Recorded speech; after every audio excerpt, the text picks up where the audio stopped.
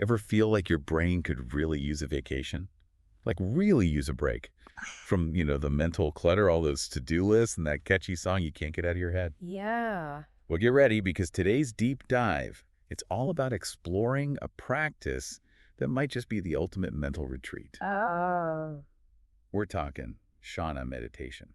It's more than just relaxation, though, right? Yeah. Jhana is really about tapping into this different level, this deep, deep clarity and focus. Like, it has the potential to totally transform how you experience, well, everything, you and the world around you.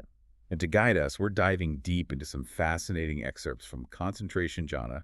It's from this French website, Formation Thérapeute Holistique et Coach Holistique. And it's completely dedicated to this practice. And you don't have to be a Buddhist monk to benefit from these insights. That's right. Even though Jhana comes from Theravada Buddhism, the source really wants to make these teachings accessible, for everyone. Yeah, absolutely. It actually describes Jhana as like a state of meditative absorption, Okay. which, if you think about it, is a pretty profound level of mental stillness and focus, like way beyond your typical meditation session. Next level. We're talking next level focus here. And the benefits, they go way beyond just feeling a bit calmer, don't they? Right. I mean, our source material mentions some really incredible effects like purifying the mind, Yeah, even gaining a deeper understanding of reality itself. exactly. And one of the most compelling things about Jhana, at least according to Theravada Buddhist tradition, is that it can actually help us break free from suffering. It's about really recognizing that our thoughts, our emotions, they're impermanent.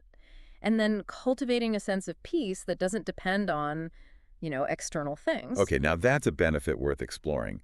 But liberation from suffering, I mean, that sounds like a pretty lofty goal. It does, yeah. So how do we even begin to approach that through meditation? Well, luckily, our source material introduces us to this method. It was developed by Ajahn, a really respected Thai Buddhist master, and it's designed to make Jhana, way more accessible. He calls it Method 2.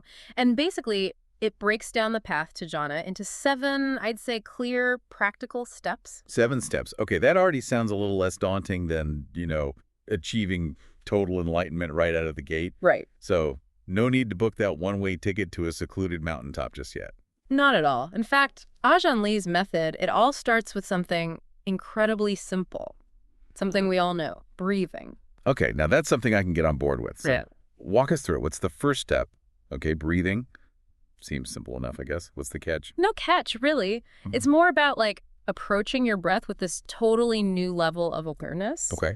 Ajahn, he calls this first step preparation. Right. So you want to find a comfy seated position, spine straight, but not, stiff, Yeah. And then just take a few deep, conscious breaths. Okay. He even suggests, thinking bud as you breathe in. Yeah. And then do as you breathe out. Oh, interesting. Just a simple mantra helps quiet all the mental chatter. So far, so good. I can picture it now, sitting there calmly, no grocery lists running through my head, just bud, toe. Yeah. What's next on our journey to Jhana? So, step 2, it's all about cultivating respiration awareness. Respiration awareness. And this is where you really start to notice the natural rhythm of your breath. Okay. Feel those subtle sensations, maybe at your nostrils or your upper lip, as you breathe in and out. Yeah. And it's not about forcing your breath to change or anything. Right. It's more about just becoming super familiar with it. It's like those nature walks where you're supposed to really tune into your senses. Yes. The feel of the breeze, the smells, everything. Exactly. This is like bringing that same kind of attention to your breath. Exactly. And once you've, established that awareness, step 3, respiration adjustment, encourages you to just kind of smooth out your breath if it feels, uneven or strained. Okay. Not forcing it, but just kind of guiding it into a rhythm that feels, calming and natural. It's like fine-tuning an instrument, right? Yes. Finding that perfect frequency where your breath, it just flows effortlessly. What a perfect analogy. And this brings us to step 4, spreading respiration sensation. And this is where things get really, really interesting. Okay. So imagine your breath as this luminous energy. Okay, so we're going from mindful breathing to mindful glowing breath. I'm intrigued. Trust the process. Okay, so as you're breathing in, visualize this radiant energy flowing in, traveling down from the top of your head, down through your spine, all the way to your toes. And then as you breathe out, picture it expanding, Yeah. filling your whole body, Right. like a balloon of light. Okay, I think I can picture that. Yeah. I'm feeling a bit more energized already. Right. And we're not just like stopping at a glowing torso, are we? Definitely not. So you're going to systematically bring this energized breath to different parts of your body. Shoulders, arms, chest, abdomen. Right. Imagine each inhale just infusing them with this warmth and light, and each exhale releasing any tension. It's like giving yourself a full body energy treatment with every breath you take. This Ajahn Lee, he was really on to something. All right, I'm ready for step 5. Hit me. What's next? Okay, step 5 brings us to body examination. Body examination. Okay. So you're already like focusing on the sensations of your breath. Right. Now you're going to expand that awareness outward and scan your entire body. Right. Notice any areas of tightness or discomfort, any tension. Yeah. But, and this is key, you're going to use your breath, that luminous energy we've been cultivating, to gently soothe and release those areas. So it's like combining deep breathing with like a targeted massage. Sign me up. Exactly. And with each exhale, just imagine those knots of tension dissolving, like melting away. I like it. All right, so I'm incredibly relaxed. My mind is quiet. My body is this beacon of glowing calm. What now? Do we just stay in the blissful state forever? As wonderful as that sounds, there's actually more to explore. Okay. Step 6, centering the mind. This is where we actually transition into those really deep states of jhana. So, your breath is flowing smoothly, your body's relaxed. Now just gently guide your attention to a single point within your body. A point within, like an inner bullseye. Exactly. It could be the tip of your nose, the center of your chest, your navel. It's different for everyone. Okay. The important thing is to find a spot where you can really rest your attention comfortably. So we're not just like passively resting there, right? Yeah. What are we supposed to be doing with our attention once it's locked onto this point? That's where step 7 comes in, maintaining expanded awareness. This is where the real practice of jhana begins. Okay, bring it on. So visualize that point expanding outward with each breath, Okay. like a soft light filling a dark room. Okay. That light, it represents your awareness growing, becoming Yeah. more stable, more expansive. So we've moved from energizing the body to cultivating this like laser-like focus of the mind. Sounds pretty challenging. It is, which is, why they call it a practice. Right. The key is to gently guide your attention back to that point whenever you notice your mind wandering. No judgment, no frustration, just gentle redirection. Like training a puppy. Gentle redirection. Lots of patience. Exactly. Okay, so that was all 7 steps of Ajahn Lee's method, which is incredible. But earlier we were talking about the 8 jhanas, so how do those fit in? Think of Ajahn Lee's 7 steps as like the foundation, the training ground for accessing these deeper states of jhana. They're like stepping stones that lead you to a whole other level of meditative absorption. Okay, so 8 levels of meditative absorption. It's like we've unlocked the secret levels of a meditation video game. But instead of battling digital monsters, we're exploring the vast landscape of our own consciousness. Exactly. So tell me, what awaits us in these jhanas?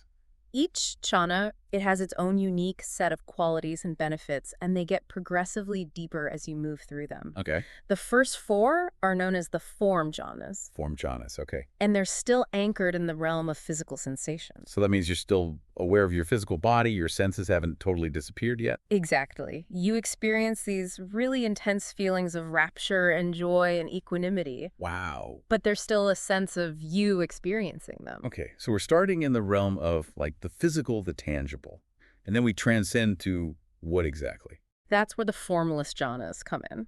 And that's where things get really, really interesting. Okay. These jhanas, they take you beyond form, Okay. beyond the limits of your physical senses, into states of consciousness that are honestly almost impossible to describe in words. So if the form jhanas are like upgrading to the premium meditation app, the formless jhanas are like throwing your phone out the window and experiencing reality without any filters. You could say that. Uh-huh. Our source talks about experiencing boundless space, boundless consciousness, Wow. even the cessation of all sensations. Cessation of all sensations? Whoa! That's definitely pushing the boundaries of my imagination, and we're only halfway through. Right, but there's no need to rush through the levels or anything. Right. In fact, rushing is kind of the opposite of jhana. Right? Slow and steady wins the meditation race. Speaking of, 8 jhanas, different levels, states of consciousness. How do you even wrap your head around all of it? That's the beauty of it. You don't have to have it all figured out. Remember, jhana is a practice, a journey. It's not about the destination. So less about chasing after these mystical experiences and more about, like, cultivating the right conditions for them to just kind of naturally arise. Exactly. It's like gardening, you know? Right. You prepare the soil, you provide sunlight and water, but ultimately you just surrender to the natural process of growth. I love that analogy. That actually makes this whole jhana thing feel a lot more attainable. Right. But I have to admit, I still feel a little overwhelmed. All this talk of boundless consciousness, transcending sensations. I mean, it makes my usual meditation practice of trying not to think about my inbox seem, well, a bit mundane. And that's totally fine. Every journey begins with a single step. The most important thing is to find a path that works for you. Okay, so no pressure to achieve instant enlightenment. That's a relief. None at all. The beauty of jhana, and really any form of meditation, is that it's a journey of self-discovery. Yeah. It's about cultivating awareness, training your mind, and deepening your understanding of, yourself and the world. That makes a lot of sense. And hey, if along the way I happen to stumble into a state of blissful absorption and expanded consciousness, well, I'm not going to complain. Of course not. But the real takeaway here, I think, is finding a practice that clicks for you and sticking with it. Absolutely. And our source actually emphasizes how important it is for meditation to be accessible to everyone.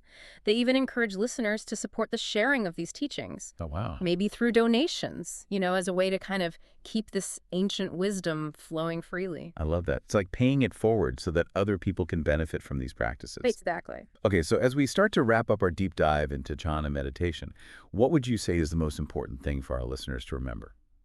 I think the key takeaway is this. Jhana offers a really powerful but also practical path toward a calmer mind, a more peaceful heart, and a deeper understanding of yourself and, the world around you. It might sound kind of complex at first, but with some patience, dedication, and the right guidance, it's a journey that really anyone can take. Beautifully said. It's like we've unlocked this secret door to a whole new level of awareness. It is. So to our listeners, as you go about your day, I want you to carry this question with you. Okay. What might shift in your life if you approached it with even just a fraction of the focused awareness that we cultivate through jhana meditation?